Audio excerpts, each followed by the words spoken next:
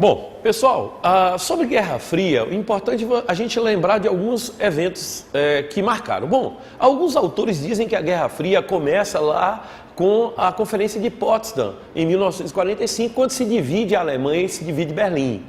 Outros dizem que a Guerra Fria começa lá com a criação do Plano Marshall, em 1947. E alguns outros chegam a dizer que a Guerra Fria começa com o bloqueio de Berlim de 48 para 49. Então, assim, o que a gente fica para nós que vamos fazer vestibular, que somos pré-universitários, o que fica importante para a gente é que a Guerra Fria é um período que vai existir entre o fim da Segunda Guerra Mundial, que ali a partir de 45, 46, até 1991, quando há a dissolução da União Soviética. Bom, dentro desse contexto de Guerra Fria, vale salientar alguns processos que eu julgo ser importantes. Primeiro, a construção de pactos, de acordos, de blocos, que são bem marcantes. Os Estados Unidos, assim que termina a Segunda Guerra Mundial, os Estados Unidos, governados pelo Harry Truman, ele cria uma doutrina chamada Doutrina Truman, cujo objetivo era impedir o avanço do socialismo para áreas dominadas pelo capitalismo. Então a Doutrina Truman é o primeiro evento, é o primeiro modelo a ser seguido. Dentro dessa Doutrina Truman vão ser criados dois outros elementos, que são o Plano Marshall, que foi um plano econômico de ajuda aos países da Europa Ocidental, com o intuito de reconstruí-los e afastar a crise econômica do pós-guerra e garantir aliados do mundo capitalista.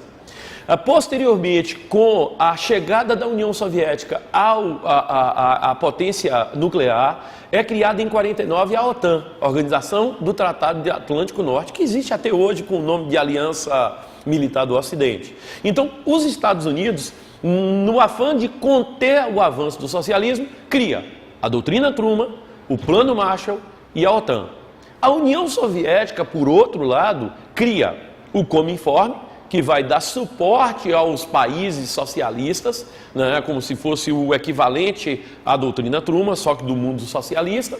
Cria o Comecon, que é um comitê de ajuda econômica mútua, ou seja, é a espécie de plano Marshall do mundo socialista, e cria também o Pacto de Varsóvia, ali em meados dos anos 50, para fazer frente à OTAN, que protegia aquela região da Europa Ocidental. É nesse contexto que nós temos aquela cortina de ferro, ou seja, a cortina de ferro separava a Europa Oriental, guiada pela União Soviética, da Europa Ocidental, conduzida pela política estadunidense. Então é nesse contexto que a Guerra Fria vai se acirrando.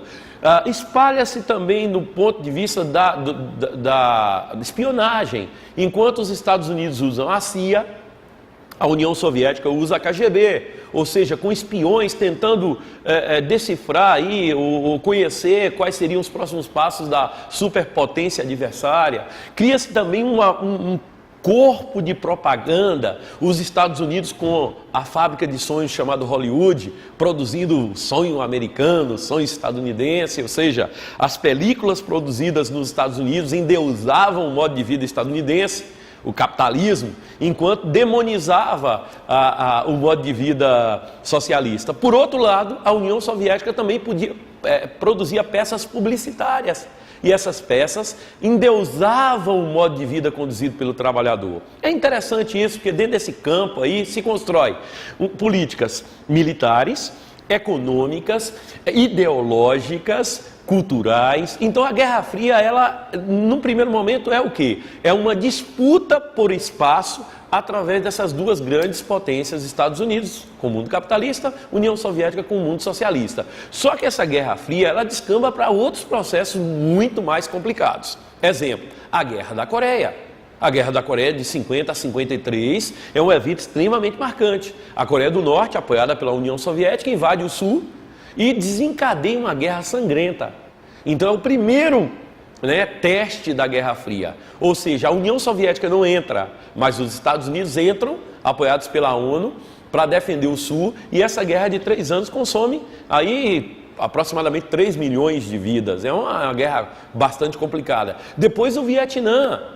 Então, assim, nós temos esses esses dois conflitos grandes aí dentro desse processo, as revoluções socialistas na China e em Cuba e nos países que eram ex-colônias portuguesas na África. Então a Guerra Fria se desenha desse jeito, se desenha como um período extremamente complicado de tensões e com riscos, inclusive de exterminação da humanidade. Bom, transita-se no final dos anos 50, a União Soviética começa a ter ganhos na conquista espacial. O primeiro satélite é enviado pela União Soviética, o Sputnik, ali em 57, 58. Depois o primeiro homem chega à órbita da Terra, o Yuri Gagarin. E é dentro desse contexto que essa corrida espacial produz essa tensão.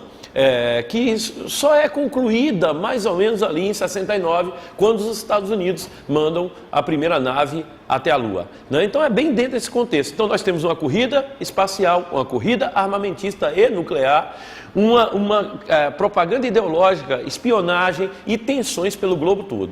É isso que é a Guerra Fria. É um período extremamente conturbado em que a humanidade chegou próxima ao extermínio, né? Então houve realmente um risco de extermínio da humanidade. Então um abraço a todos e até a próxima.